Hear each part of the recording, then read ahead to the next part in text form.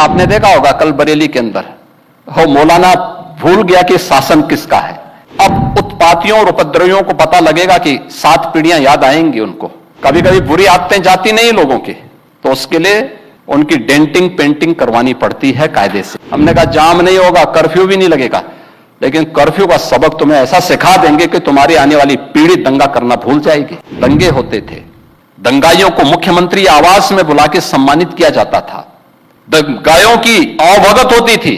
पर्व और त्योहारों के दौरान आपने देखा होगा, जब भी पर्व और त्योहार आते थे उत्पात शुरू हो जाती थी। अब उत्पातियों और उपद्रवियों को पता लगेगा कि 7 पीढ़ियां याद आएंगी उनको, क्योंकि कभी कभी बुरी आदतें जाती नहीं लोगों की, तो उसके लिए उनकी डेंटिंग पेंटिंग करवानी पड़ती है कायदे से, जिससे उनकी बुरी आदतों को हम ठीक कर सकें। और यही डेंटिंग पेंटिंग आपने देखा होगा कल बरेली के अंदर हो मौलाना भूल गया कि शासन किसका है। वो ये मानता था धमकी देंगे और हम जबरदस्ती जाम कर देंगे। हमने कहा जाम नहीं होगा, कर्फ्यू भी नहीं लगेगा, लेकिन कर्फ्यू का सबक तुम्हें ऐसा सिखा देंगे कि तुम्हारी आने वाली पीढ़ी दंगा करना भूल जाएगी। क्या तरीका है जी? आप सिस्टम को ब्लॉक करना चाहते हैं, और यह प्रवृत्ति थी यूपी के अंदर। 17 के पहले यही होता था, और हम इसी बात को कह सकते हैं कि 17 के बाद हमने कर्फ्यू भी नहीं लगने दिया, लेकिन ऐसे बैरियर को चुन चुन करके वे जिस प्रकार की भाषा को समझते थे उस प्रकार की भाषा से उनको समझा करके उसको उसकी सजा दिलाने का काम भी किया है। और उत्तर प्रदेश की ग्रोथ स्टोरी यहीं से शुरू होती है।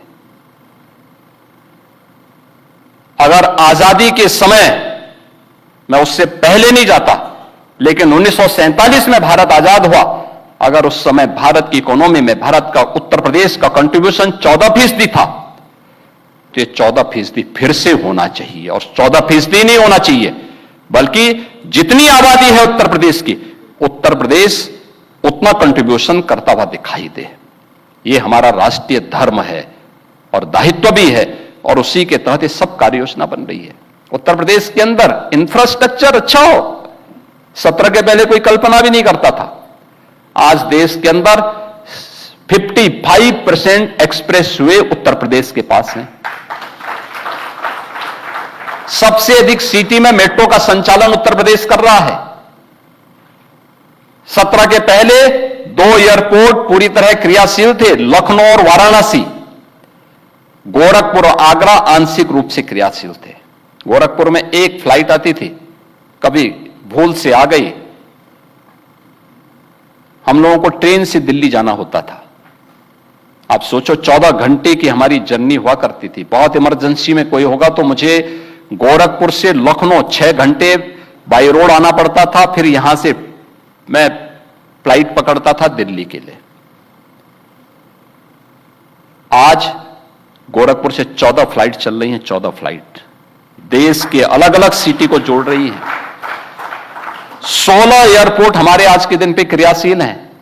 देश का सबसे बड़ा एयरपोर्ट हम अगले महीने देश को समर्पित कर रहे हैं, नोएडा इंटरनेशनल एयरपोर्ट। यानी ये उत्तर प्रदेश वही है जो पहले बीमारू था। बीमारू था नहीं, बीमारू बना दिया गया था। बीमारू मानसिकता वालों ने इसको बीमारू बना दिया था। ये बीमारू मानसिकता वही है जो परिवारवाद और जातिवाद है, बीमारू मानसिकता है। और इसी बीमारू मानसिकता ने उत्तर प्रदेश को बीमारू बना दिया था। परिणाम क्या था? दंगे होते थे, दंगाइयों को मुख्यमंत्री आवास में बुला के सम्मानित किया जाता था, दंगाइयों की अवभगत होती थी, और पेशेवर अपराधी और माफियाओं के सामने सत्ता सैल्यूट करती थी, और सत्ताधारी लोग उनके कुत्तों के साथ हाथ मिलाया करते थे। आपने वो दृश्य देखे होंगे, कैसे सत्ता का मुखिया एक माफिया के कुत्ते से हाथ मिलाकर के अपने को गौरवान्वित महसूस करता था। ये स्थिति थी। आप अनुमान करते हैं उत्तर प्रदेश के लोगों को इन्होंने सुरक्षित किया था? ये सुरक्षित करते? हर जिले के अंदर एक माफिया दे दिया था और हर माफिया को जिले के अंदर पैरेलल समानांतर सरकार चलाने की पूरी छूट दे दी थी। आज परिणाम क्या था? 17 में आते बते उत्तर प्रदेश न केवल बीमारू था बल्कि उत्तर प्रदेश के नागरिकों के सामने पहचान का संकट भी था। हर व्यक्ति अपनी पहचान के लिए मोहताज था। न बेटी सुरक्षित, न व्यापारी सुरक्षित। खेतीबाड़ी चौपट, किसान आत्महत्या करता था। नौजवान की नौकरी पर सेंध लगती थी, उसकी नीलामी होती थी। चाचा भतीजा दोनों वसूली के लिए निकल पड़ते थे। वसूली का गैंग चलता था। ट्रांसफर पोस्टिंग में इनके दलाल बोली लगाया करते थे। और आप भी देखते होंगे जब हम ट्रांसफर पोस्टिंग करते हैं तो आज भी उनकी पीड़ा झलक उठती है। कैसे हम लोगों ने उनके उस अनैतिक अवैध व्यापार पर कैसे प्रहार किया है। उनके सभी चेले चपाटे किस प्रकार से चिल्लाते हुए दिखाई देते हैं।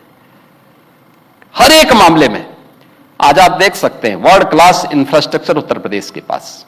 एक्सप्रेसवे नंबर 1 पर, रेलवे का नेटवर्क नंबर 1 पर, मेट्रो नंबर 1 पर, एयरपोर्ट एयर कनेक्टिविटी नंबर 1 पर, देश की पहली रैपिड रेल उत्तर प्रदेश में, देश का पहले इनलैंड वाटरवे उत्तर प्रदेश में, एमएसएमई का सबसे बड़ा बेस उत्तर प्रदेश में।